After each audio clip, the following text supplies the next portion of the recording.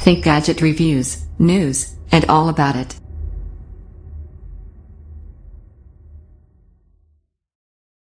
LG G6 Review.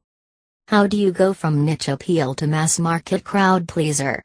It's the question LG has been battling with since the modular G5 sunk faster than a lead balloon.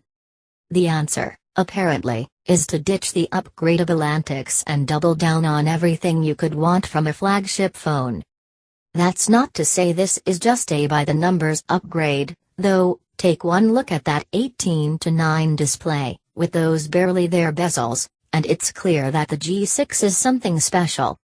After spending 2 weeks with a pre-production version of the G6, I'm not quite ready to deliver a final verdict. That will wait until I've tried a final retail version. In the meantime, here are my initial impressions. LG G6 design and build, move over modular. Last year's G5 was an interesting experiment, but ultimately wasn't very successful. The idea of a modular phone you could upgrade on the fly never really gained steam with the wider world, even if we loved the idea here at Stuff. Motorola fared better with its Moto Mod accessories, which could be swapped in and out without shutting your phone down first. That really didn't leave a place for LG's ungainly upgrades in 2017, so they're gone now. Instead, the G6 is a sealed sandwich of metal and glass. It's an approach that paid off. You might not be able to remove the battery anymore, but the G6 is a stunning slab of smartphone elegance that easily holds its own with the current crop of flagships.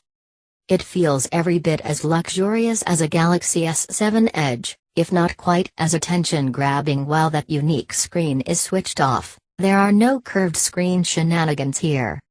At 7.9mm it's a little chunkier than the G5, but it's narrower too, and sits comfortably in your hand. The Gorilla Glass 5 rear has slightly rounded sides that better fit your grip, so I didn't feel like the phone was going to slip out of my palm at all. After a few weeks of being pulled in and out of my pocket, it has so far stayed resistant to any visible scratches, even if my Astro Black sample is something of a fingerprint magnet.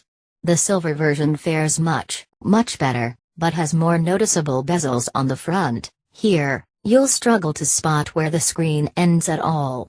It visually sinks into the frame as soon as the phone enters standby. If only there was a version with a black front and silver back. Make it happen, LG. LG picked the perfect place for a fingerprint sensor all the way back with the G2, when it stuck the power button on the rear, even if it took 2 more phones to actually turn it into a fingerprint sensor.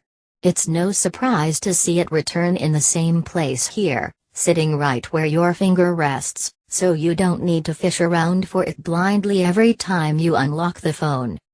It's IP68 dust and water resistant, of course.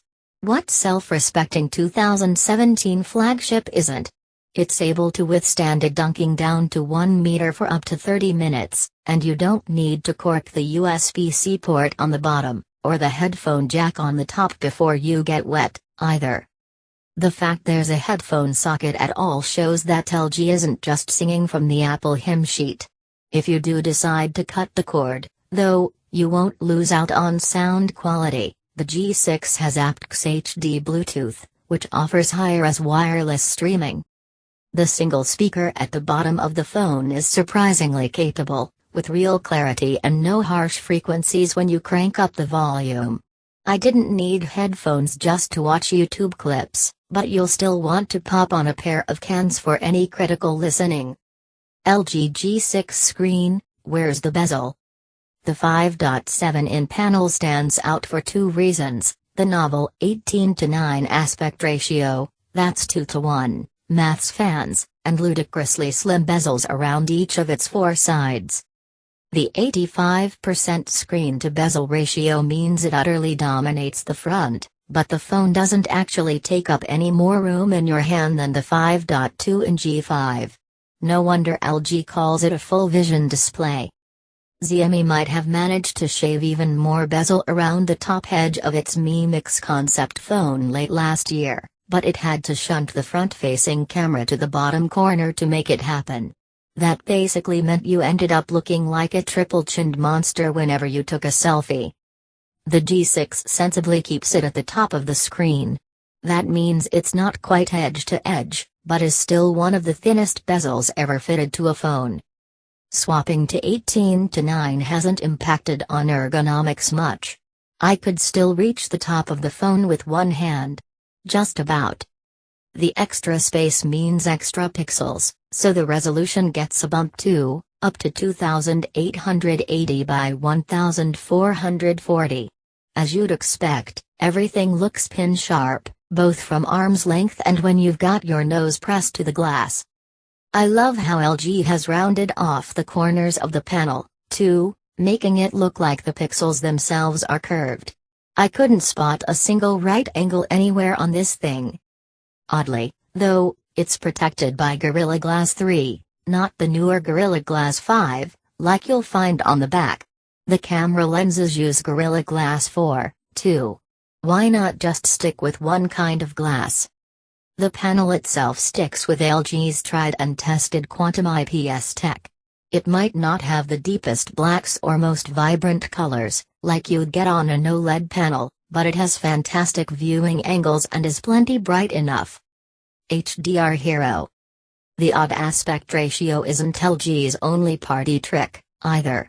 The G6 such a wide color gamut that video experts Dolby have certified it for Dolby Vision HDR video. It can play back HDR10 videos too.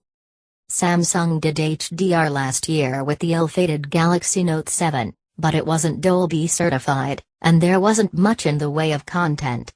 That's only partly true here. The phone ships with a single demo clip, but both Netflix and Amazon have pledged to support HDR streaming to mobile very shortly. Is high dynamic range video really worth it on a phone, though? I think it will, once the content is easy to get hold of. I've seen HDR and SDR versions of LG's demo video running side by side on two G6 handsets, and you really can see an improvement in the HDR version. Bright whites can be on screen with deep blacks at the same time, with all the subtle variations in between. The vibrant colors looked seriously impressive, and shadows aren't washed out whenever a bright light source appears on screen. Because the screen isn't as blindingly bright as a 4K HDR TV, it doesn't seem to drain your battery faster, either. HDR and SDR came out about the same in my tests.